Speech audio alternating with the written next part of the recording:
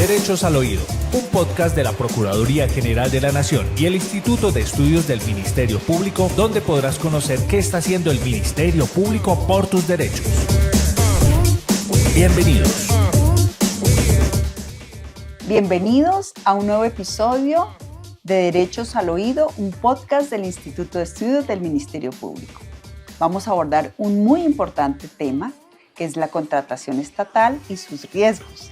Para esto hemos invitado a nuestra docente del Instituto de Estudios del Ministerio Público, Sandra Avellaneda Avendaño. Bienvenida. ¿Cómo estás, Angelita? Muchas gracias. Bueno, pues todos sabemos que tenemos un curso del instituto alojado en el campus virtual que se llama Prevención en el Riesgo de la Contratación Estatal. Hemos capacitado y se han certificado alrededor de 1,000 personas. Y necesitamos profundizar en estos importantes aspectos de la formación de cualquier servidor público y de la ciudadanía en general. Para esto vamos a iniciar hablando sobre quiénes son los actores de la compra pública y qué responden ellos por esa tan alta responsabilidad. Cuéntanos. Bueno, un saludo muy especial para todos y ojalá este contenido llegue a todos los actores de la compra pública. A veces creemos que la compra pública se reduce a las entidades estatales y no. Resulta que desde la Constitución del 91 el Estado se abrió. El Estado ya no es solo la entidad estatal y el servidor público, sino que los particulares cumplen una función fundamental. Y de hecho, hoy en día hay particulares a los que se les ha asignado función pública y administración de recursos públicos. Que además son sujetos disciplinables. Así es, así es. Entonces, a veces pensamos que la responsabilidad de contratar con los recursos del Estado es solamente del servidor público y no es así. Y a veces pensamos que responde fiscal, penal y disciplinariamente solo el servidor público y no es así. Entonces, actores de la compra pública son, por supuesto, los jefes de entidad de las entidades estatales, por supuesto, el ordenador del gasto. Muchas veces el jefe de entidad delega la ordenación del gasto, eso implica unas responsabilidades. Y de ahí para abajo tenemos al servidor público que ejerce una supervisión o al contratista consultor a quien se le encomienda la interventoría. Está también el contratista. Hoy en día el contratista es un actor de la compra pública con una carga de responsabilidades enorme. Es solidariamente responsable en lo fiscal con el gestor fiscal. Además, puede llegar a ser responsable disciplinariamente solo si administra recursos públicos. ¿Y cuando un contratista administra recursos públicos? Cuando maneja un anticipo, cuando es concesionario y tiene recaudo de tarifa, o cuando por vía de ser concesionario tiene la administración de un bien público como la sede de una entidad, por ejemplo. Y también responden en aquellos contratos de administración delegada como administradores de recursos públicos y por lo tanto son sujetos disciplinables. Y otro frente súper interesante, la responsabilidad de los particulares que administran recursos públicos desde cualquier expresión o inclusive de los contratistas que sin administrar recursos públicos tienen suscritos contratos que se financian con recursos públicos en lo penal. En este momento es grandísima. Inclusive hace año y medio viene haciendo curso una posición y es que se pueden entender solo para efectos de la ley penal. Los contratistas se pueden entender servidores públicos en virtud del artículo 20 del Código Penal, leído en contexto con el 56 de la Ley 80. Entonces, hoy es amplísimo el espectro y muy seguramente usted que nos está escuchando en este podcast es alguno de estos actores, tiene alguno de estos roles o varios. Entonces, qué interesante que puedan seguir estos contenidos para que se blinden y puedan hacerlo cada vez mejor por este país. Cuéntenos, doctora, entonces, ¿qué responsabilidades tienen estos actores? Bueno, entonces, en resumidas cuentas, las responsabilidades que tienen los gestores públicos, dependiendo obviamente de su naturaleza, son penales, fiscales y disciplinarias. En lo penal, ya lo dijimos, pues todos los tipos penales de delitos contra la administración pública tienen sujeto activo calificado. ¿El servidor público qué? Entonces, para ser autor hay que estar enmarcado en ese concepto del servidor público qué, pero como les conté hace un minuto, pues en virtud del artículo 20 del Código Penal y del 56, leyendo estos dos artículos de manera sistémica, hay imputaciones en las que se considera que el contratista puede ser el servidor público, que es decir, que se le puede endilgar responsabilidad penal a título de autoría. En cuanto a lo disciplinario, son sujetos disciplinables los servidores públicos por regla general, pero también los particulares cuando cumplen función pública o administran recursos públicos. De hecho, existen pues precedentes de contratistas concesionarios disciplinados por su administración de los recursos públicos. Y en lo fiscal, son responsables fiscales directos quienes hacen gestión fiscal, es decir, quienes administran los recursos tuyos y míos. Pero son responsables solidarios las personas que contribuyen con esa gestión o que contribuyen con el daño. Y el artículo 119 de la 1474, ley 1474 de 2011, nos dice que en este concepto están contratista, interventor, supervisor y todo aquel que contribuya. Muy bien, Sandra, te agradecemos muchísimo esta explicación. Vamos entonces a empezar a hablar en este y los siguientes podcasts que haremos en este importante tema sobre las etapas de la contratación estatal. Por ejemplo, ¿cuáles son los principales riesgos de la etapa precontractual? El peor riesgo es el que se desconoce. Por esta razón, ustedes, gestores públicos, tienen que aprovechar estos espacios que ha propiciado el Instituto de Estudios del Ministerio Público. Queremos contarles cuáles son los principales puntos de riesgo penales, fiscales y disciplinarios relacionados con cada una de las etapas del ciclo de vida de un contrato.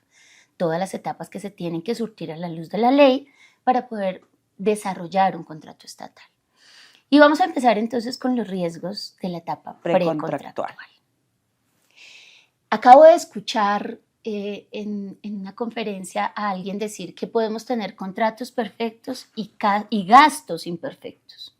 Contratos que cumplen con todas las normas, pero que no logran el objetivo del gasto público.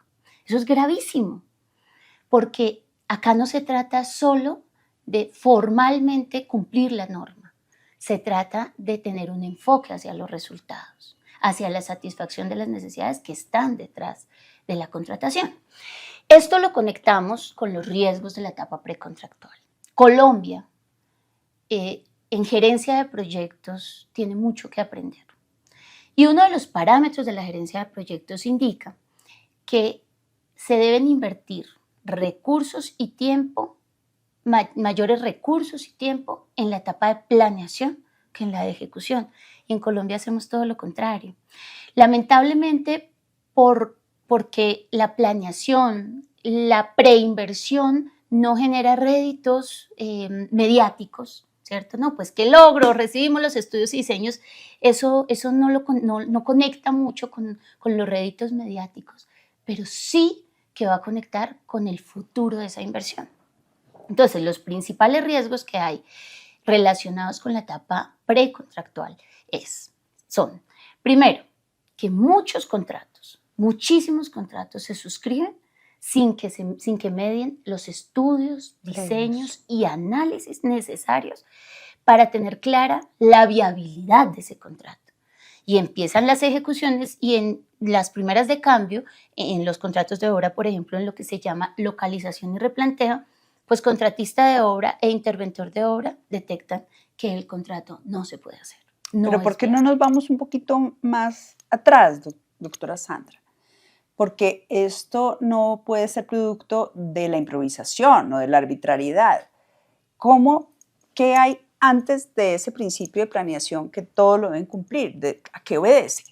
Bueno, tienes toda la razón, el principio de planeación es una gran sombrilla. Y no se puede hablar de la planeación contractual, no se puede hablar del plan anual de adquisiciones desligado de la planeación presupuestal. Tenemos instrumentos de planeación, tanto en el nivel territorial como en la nación. Y dentro de esos instrumentos, el marco son los planes de desarrollo, porque parte de las premisas de la planeación es que hay que fijar objetivos a corto, mediano y largo plazo. y todos tienen que estar interconectados. Y debe estar conectado el plan anual de adquisiciones, por supuesto, con la planeación cuatrianual y con la planeación anual que se hace bastantes meses antes de empezar una vigencia. Entonces, muchas veces uno encuentra que los planes anuales de adquisiciones no tienen esa necesaria conexión con la planeación presupuestaria. Muchas veces uno encuentra, por ejemplo, que los planes anuales de adquisiciones fijan una necesidad, un tiempo estimado de ejecución y un momento de contratación y un valor estimado. Y entonces cuando uno llega a preguntar de dónde salió el valor estimado, el valor que usted estimó en el plan anual de adquisiciones, no, pues de lo que el equipo consideró que vale eso. Y no puede ser así, porque cada elemento de planeación tiene que estar fundado en soporte, en un análisis del contexto. Entonces, nos acostumbramos a hacer estudios de mercado para salir a contratar y resulta que toca hacer estimación del mercado para fijar el valor que por contrato se va a establecer en el plan anual de adquisiciones, porque de lo contrario estamos planeando mal desde ahí en efecto. ¿Y qué herramientas consideras tú que son las más importantes para dar en el punto? Bueno, entonces conectemos nuevamente con los riesgos de esta etapa de maduración de proyectos y etapa precontractual. Son dos conceptos complementarios pero diferentes. Uno es el concepto de proyecto. Los proyectos, todos conocemos el banco de proyectos, toda inversión debe tener inscripción en el banco de proyectos y debe tener su ficha y su número de PIN.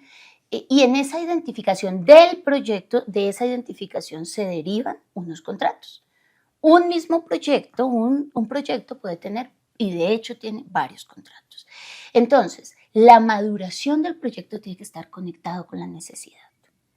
Cuidado al diligenciar la ficha. La expresión de la necesidad de la ficha del proyecto debe estar conectada con cifras, con datos, con evidencias, porque además esa tiene que estar conectada con los estudios previos de los contratos derivados. Esto es un engranaje. Esto no pueden ser esfuerzos aislados, no pueden ser fichas aisladas de varios rompecabezas sobre la mesa, no. Esto es un solo rompecabezas que se va engranando poco a poco y que debe guardar consistencia.